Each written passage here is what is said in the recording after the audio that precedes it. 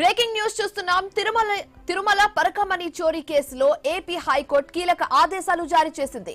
చోరీ కేసులో ఎఫ్ఐఆర్ నమోదు చేయాలని న్యాయస్థానం స్పష్టం చేసింది. నిందితుడు రవికుమార్ ఆస్తులపైన దర్యాప్తు చేయాలనేది ధర్మాసనం చెప్తుంది. కేసు దర్యాప్తులో పరస్పరం సహకరించుకోవాలని సిఐడి, ఏసీబీ డీజీలకు సూచించింది.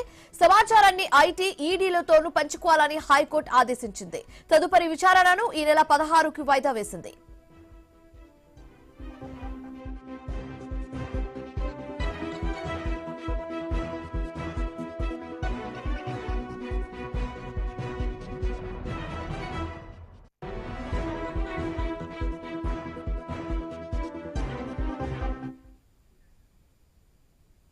తిరుమల పరకమణి చోరీ కేసులో ఏపీ హైకోర్టు కీలక ఆదేశాలు జారీ చేసింది.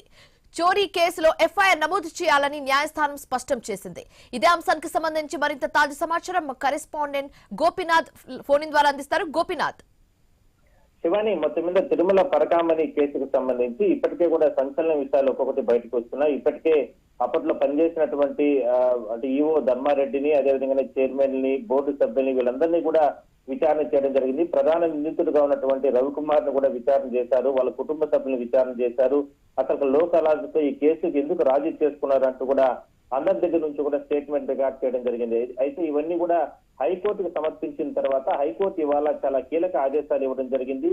ఇంత పెద్ద ఎత్తున అంటే ఆరోపణలు ఉన్నాయి కాబట్టి దీనిపైన పూర్తి స్థాయిలో దృష్టి పెట్టి పూర్తి పారదర్శకంగా విచారణ జరపాలి. ఎందుకంటే ఇందులో ప్రధానంగా అప్పట్లో కేసు పెట్టింది అప్పట్లో టీటీడీలో పనిచేసినటువంటి విజిలెన్స్ అధికారి సతీష్ కుమార్. ఆయన కూడా ఈ మధ్య కాలంలో అనంతపురం వద్ద అంటే ట్రైన్ అంటే అక్కడ నుంచి కూడా ఇక్కడ విచారణ వస్తున్న సందర్భంలో అక్కడ అనుమానాస్పద స్థితిలో మృతి చెందడం జరిగింది. అయితే ఇంకా అన్ని అభియోగాలు ఉన్నాయి కాబట్టి దీనిపైన పూర్తి స్థాయిలో దర్యాప్తు జరపాలంటూ కూడా సిఐడిని, ఏసీబీని, డీజీలకు హైకోర్టు స్పష్టమైన ఆదేశాలు ఇవ్వడం జరిగింది. అయితే ఇద్దరు కూడా పరస్పరం అంటే ఈ దర్యాప్తులో కీలక అంశాలన్నింటినీ కూడా ఇద్దరు కూడా పరస్పరం అంటే రెండు విభాగాలు కూడా పరస్పరం సమన్వయం చేసుకుని కేసును ముందుకు తీసుకెళ్లాలి. అదే సందర్భంలో ఐటీకి, ఈడీకి మీరు చేస్తున్నటువంటి దర్యాప్తును పూర్తి స్థాయిలో కూడా వాళ్ళకు కూడా ఎప్పటికప్పుడు చేరవేయాలి అన్నట్టు కూడా ఆదేశాలు ఇవ్వడం జరిగింది. అయితే మరోసారి ఈ నెల 16వ తారీఖున ఈ కేసును మరోసారి విచారణ జరుపుతాము.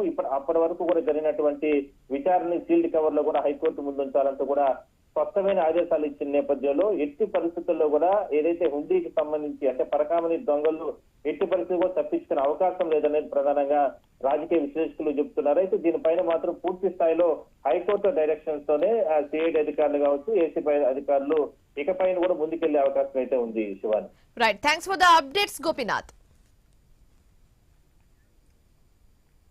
టీటీడీ